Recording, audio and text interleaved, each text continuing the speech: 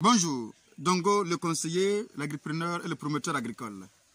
Ici, nous parlons uniquement d'agriprenariat, nous parlons effectivement de business agricole et nous parlons bien évidemment des techniques agricoles qu'il vous faut pour réussir n'importe quelle culture, n'importe quel projet agricole.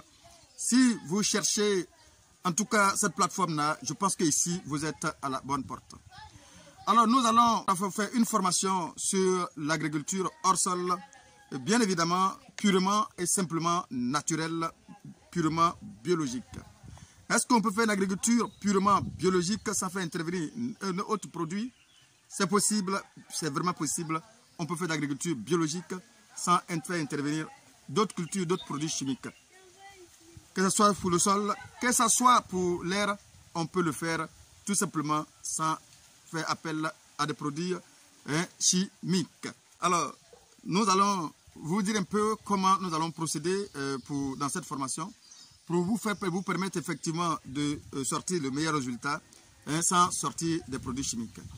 Il faut comprendre qu'en agriculture biologique, c'est une agriculture, surtout agriculture biologique hors sol bien sûr, c'est une agriculture que nous faisons qui ne peut pas intervenir effectivement tout ce que vous connaissez, disons, la terre, c'est-à-dire que la terre naturelle, voilà, ça veut dire que le support naturel qui est la terre, on ne peut pas intervenir.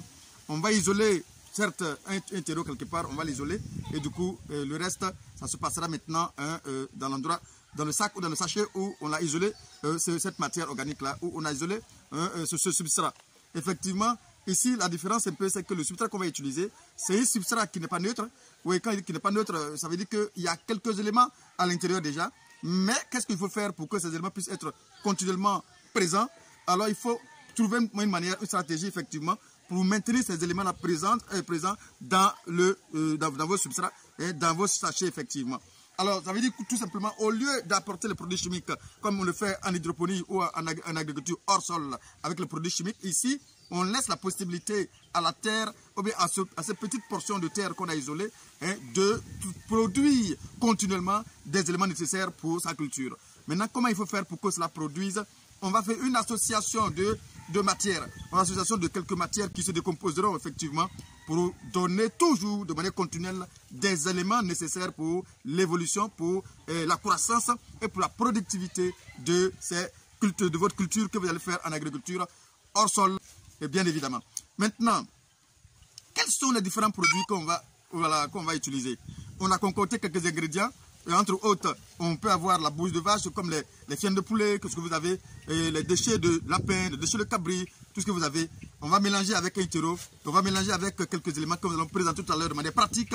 Et tout à l'heure, on va passer à la phase pratique pour que vous puissiez être vraiment à mesure de manipuler vous-même chez vous à la maison de manière pratique et simple. Tout à l'heure. Voilà, ici, c'est un endroit, un ancien dépotoir. C'est un endroit où les gens versaient les ordures. Donc aujourd'hui, c'est devenu ça constitue un bon terreau. Et la décomposition de la matière organique de tous les aliments jetés, qui sont décomposés, en tout cas, c'est devenu un bon terreau. Avec ce terreau, nous allons fabriquer la composition de ce que nous allons prendre pour faire nos cultures hors sol, sans produits chimiques. Voici un peu là où on ramasse. Partout où vous êtes, dans un village, en ville, et les endroits où on dépose les ordures, vous allez voir que cette partie est devenue une terre noire. Vous pouvez l'utiliser pour faire ce travail-là. Bon, maintenant nous allons passer à la phase des ingrédients.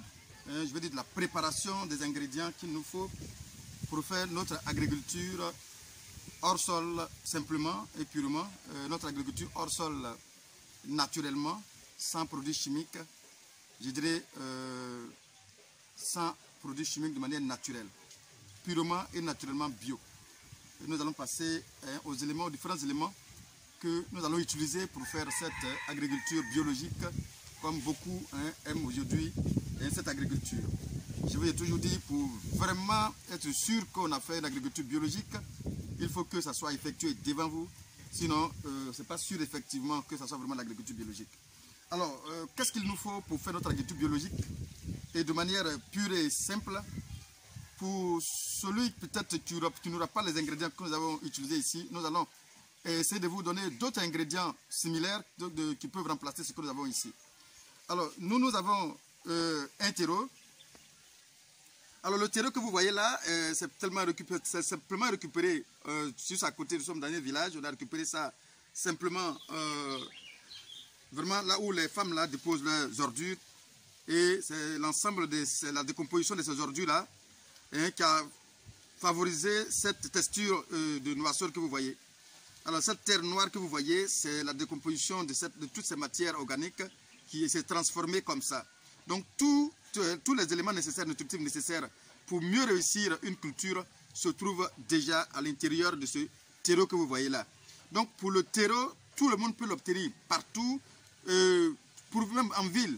Il suffit d'aller dégager les sachets à côté, juste à côté, et vous allez voir en bas, il y a la terre noire. Et je pense que cette décomposition, il y a tellement d'éléments nutritifs dedans qui seront vraiment favorables pour le développement de notre culture. Ça, c'est un terreau. Ici, nous avons effectivement eu ce que nous appelons la bouse de vache. Parce que c'est ce que nous avons pu avoir. La bouse de vache, comme vous le savez, ne mange que tout ce qu'on appelle herbe. Donc voici ce que j'appelle un ensemble de touffes d'herbe déjà mâchées, décomposées par les bœufs. Donc du coup, cela est déjà propice pour une agriculture pour favoriser la croissance et favoriser aussi une bonne productivité au niveau de notre culture, au niveau de n'importe quelle culture que vous voulez effectuer. Donc voici la bouse de vache aussi également qui se trouve là. Voilà. Ensuite, nous avons à notre portée, ça c'est ce que j'appelle une matière organique effectuée par une structure de la place. Je fais la publicité gratuite. Et sa structure s'appelle éléphant vert. L'engrais s'appelle Fertinova. C'est un engrais qu'on utilise pour les maraîchers, pour les cultures pérennes comme le palmier aussi également. En tout cas, c'est un engrais tellement efficace, tellement puissant. C'est une matière organique. En fait, il y a tout dedans. Il y a même la cendre dedans à l'intérieur. En tout cas, c'est une matière organique vraiment complète qui peut nous servir effectivement à faire notre culture. Voilà. Voici les ingrédients effectivement réunis. Maintenant, tout est réuni. Alors, on va essayer maintenant de passer à la préparation. Alors, il faut comprendre qu'il suffit de prendre une partie. C'est-à-dire qu'on va prendre, en principe, on va prendre, je veux dire, 2 kilos simplement de ça. Je veux dire, une boîte de 2 litres. On va prendre une boîte de 2 litres. Et nous allons mélanger avec ce terreau que vous voyez là. On prend ici, je vais faire comme pas dans l'œil. Je vais juste prendre ça, cette partie-là simplement. Et nous allons mélanger avec le terreau que vous voyez là. Donc, on va faire un mélange de ça. Voilà, que vous voyez. On va faire le mélange tout simplement. On prend une boîte de tomates et on prend. Pour celui qui n'a pas la bouche de vache, comme moi je l'ai ici. Si vous avez la viande de poulet, vous avez les déchets de lapin, vous avez les déchets de bœuf, de mouton, les déchets de cabri, tout ce que vous avez à votre portée, vous pouvez faire la même chose, vous pouvez faire le même mélange tout simplement, voilà pour favoriser effectivement une bonne alimentation au niveau de votre culture effectivement. Alors je prends un peu de Fertinova, cette quantité me suffit, effectivement, ça c'est aussi au moins 1 litre ou bien 2 litres comme ça, 2 kilos, je vais dire, on mélange et on mélange aussi effectivement avec tout ça. Voyez-vous, je vais mélanger tout ça ensemble. Voilà. Mais attention, ce n'est pas parce que moi j'ai du Fertinova ici, j'ai cet engrais, que je l'utilise, bien évidemment. Pour celui qui n'a pas cet engrais, n'a pas à se tracasser. Et vous avez votre chien de poulet, vous avez votre bouche de vache, vous avez votre terreau, vous mélangez les deux, ça marche très bien. Voilà, pour manger ça ici, voilà pourquoi je l'ai utilisé, voilà pourquoi je l'ai mentionné.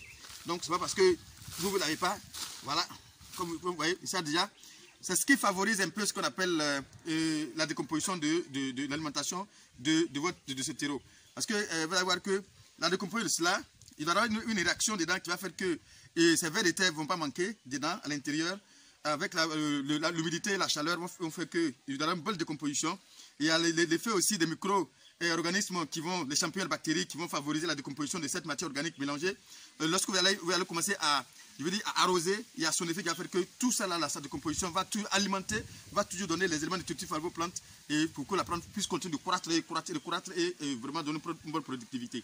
Donc c'est une sorte de bioponie, bon oui, je vais l'appeler une sorte de bioponie, mais avec disons une matière organique mélangée avec un terreau, tout simplement, et puis bon voilà, ça donne un tout qui va favoriser effectivement votre alimentation de votre plantation et de votre culture tranquillement. Donc je vais mélanger correctement, voilà, je vais mélanger correctement ça va devenir une matière homogène, voilà, bien homogène. Je mélange correctement, très très bien. Ça dépend de la taille de votre plantation. Voilà, vous pouvez mélanger un ensemble de, voilà, quelle que soit la culture que vous voulez effectuer, ça marche. Ça marche pour n'importe quelle culture. Maraîchère, les pépinières de béa, des pépinières de palmier, tout ce que vous voulez effectuer, ça marche. Maintenant que c'est devenu homogène, voilà, ici, qu'est-ce que je fais? Voilà, moi, je vais utiliser, pour que je puisse avoir le maximum possible, effectivement, de terreau ou bien de matière dans un endroit bien isolé. Je prends un sac que j'ai coupé en deux. Voilà, j'ai pris ce sac-là, j'ai coupé en deux tout simplement. Et c'est ce sac-là, je vais remplir. Voilà, comment je vais faire pour que ma plante puisse simplement alimenter mes plants correctement. Voici le sac que j'ai pu. Ça fonction effectivement de votre culture que vous voulez effectuer. Moi, c'est un sac que j'ai utilisé. Hein. Mais pour ceux qui peuvent utiliser les gros sachets, voilà, de 40 x 40, ça marche. Il y a des sachets aussi qui sont plus ou moins aussi, qui peuvent marcher. Mais plus le terreau semble beaucoup dans le récipient, et plus il y a beaucoup plus d'éléments qui peuvent vraiment alimenter votre culture. Donc ne prenez pas de sachets de plastique ou bien de sachets très petits, il ne va pas avoir assez de terreau, les racines ne vont pas vraiment bien se déployer, et les racines seront coincées quelque part, donc du coup, ne vont pas vraiment se déployer pour donner une belle croissance et une bonne productivité à votre culture. Donc faites attention lorsque vous voulez effectuer votre culture. Donc là, qu'est-ce que je fais déjà? Je vais plier tout doucement. Je plie carrément. Voilà, je plie. Pourquoi je plie? Vous allez comprendre pourquoi je plie tout à l'heure. Je vais plier. Je vais plier jusqu'à laisser au moins plier au moins jusqu'à un tiers. Hein, laisser au moins un tiers du sac, du volume du sac. Voilà. Au moins un tiers du volume du sac que je vais remplir tout simplement. Voyez-vous? Voyez-vous? Voilà. Je remplis un tiers du volume du sac. Voilà. Donc déjà, avec cette matière qui se trouve à l'intérieur, tout simplement, voilà, avec cette matière-là, ça marche. Déjà, je peux faire ma culture dessus. J'ai assez de support, j'ai assez de terreau pour faire ma culture dessus tranquillement. Voilà, je laisse ça là, je peux laisser ça comme ça, je peux même déjà repiquer n'importe quoi, semer n'importe quoi. Ce que je vais semer, quelque chose que je vais semer, je peux semer ça tranquillement avec ça déjà. Mais vous vous demandez pourquoi j'ai plié. Mais au fur et à mesure, que la plante va commencer à croître, à grandir, tout simplement, je remplis. Hein, c'est comme si je suis en train de faire les butages autour et je déplie. Donc vous allez voir que vers la fin, je vais buter jusqu'à ce que toute la tige là est déjà à l'intérieur. Donc partout où la tige va passer, où le sable va toucher, ça va donner épais. Les racines vont sortir et les racines qui vont sortir, effectivement, vont commencer à alimenter davantage. Et du coup, la plante va se sentir comme si elle est déjà dans une terre normale, une terre plate, dans une terre en pleine terre. Et du coup, son évolution sera parfaite et sa croissance, disons, la productivité aussi sera effectivement parfaite. Voici simplement comment il faut le faire. Mais ici, ce que je n'ai pas pu mentionner, c'est qu'il y a une sorte de désinfection qu'on peut faire avec n'importe quoi. On peut désinfecter ce terreau tout simplement. On peut désinfecter, une fois que vous avez mis dans le sac, vous diluez tout simplement de l'eau de javel, tout simplement, hein, que vous allez prendre pour verser dedans, pour essayer déjà de neutraliser tout ce qu'on appelle le ver de nématode et tout ce qui n'est pas vraiment à l'avantage de la croissance de votre culture. Donc tout ce qui est déjà comme élément qui pourrait nuire à votre culture, avec de l'eau de javel, vous pouvez le faire. Avec du vinaigre, effectivement, vous pouvez désinfecter. Tout ce que vous avez pour désinfecter naturellement, vous pouvez prendre, ça dépend de vous. Et après ça, vous pouvez bien désinfecter votre culture, votre terre, avant de repiquer. Donc voilà, voici un peu comment ça fonctionne, comment on peut travailler avec simplement faire de repiquage tout simplement dans une culture, je dirais plutôt en agriculture biologique, faire une agriculture biologique sans toutefois se torturer, aller chercher quoi que ce soit. D'ailleurs, tout ce que je viens de citer se trouve à la portée de tout le monde qui veut vraiment effectuer cette culture-là. À la portée de tout le monde peut avoir tout ce que je viens de citer. Alors, je vous disais tout à l'heure qu'il y a une désinfection qu'il fallait effectuer. Hein, voilà. Ici, c'est javel granulé que nous avons dilué dans une bouteille pareille. Mais attention, pour ceux qui font les grands champs, il faut prendre ne serait-ce que 1 kg que vous allez diluer dans un fût de 200 litres. 1 kg de javel granulé que vous allez mettre dans un fût de 200 litres Et vous allez prendre un gobelet de ça, vous mettez dans vos sachets tout simplement. Vous arrosez dans vos sachets tout simplement. Un gobelet bien du lait, vous mettez dans vos sachets. Ça va carrément détruire tout ce qui est comme élément néfaste dans votre culture, dans votre terreau, qui pourrait nuire effectivement à votre culture à l'avenir. Maintenant que vous avez fini peut-être déjà de planter, hein, voilà, je suppose que, j'ai dit avec ça, on peut tout planter. Hein. Ici, c'est de la laitue. Hein, ce sont des petits plants de laitue. Approche la vidéo ici. Ce sont des petits plants de laitue qu'on peut utiliser, hein, voilà, qu'on peut planter dedans, tout simplement. Avec ça, on peut tout faire, hein, je vous l'ai dit. On peut planter ça, on peut planter de la laitue. On peut mettre du piment. Ce sont des jeunes plants de piment, effectivement, que j'ai. On peut prendre, effectivement, on peut prendre du piment. On peut mettre du piment. On peut mettre des aubergines, tout simplement, tout ce que vous avez. Et on peut mettre des tomates, effectivement. Donc, juste tout ce que vous pouvez cultiver avec ça, vous pouvez le faire facilement et sereinement. Voilà, pour ceux qui veulent peut-être même dans un gros sachet comme ça, par exemple, on peut mettre jusqu'à 2 pieds de tomates. Et vous allez peut-être, au fur et à mesure que vous mettez le terreau, vous pouvez mettre vos tuteurs là au milieu. Vous pouvez mettre peut-être un pied ici, un pied là. Vous mettez vos tuteurs là au milieu. Avec quand vous allez remplir, ça va remplir que peut-être ici. Donc, ça sera solide. Ça pourra supporter effectivement votre pied vos pieds de tomates, bien sûr. Mais attention, il y a des tomates à croissance déterminée, bien sûr. Hein, dans ce cas de figure, si vous faites les petits trucs comme ça, des trucs courts comme ça, ce sont les tomates à croissance déterminée qu'il faut peut-être utiliser. Mais les tomates à croissance indéterminée, là, il faut les tuter beaucoup plus long. Donc, il faut plus un bon support qui sera plus solide pour supporter les tomates à croissance indéterminée. Bien.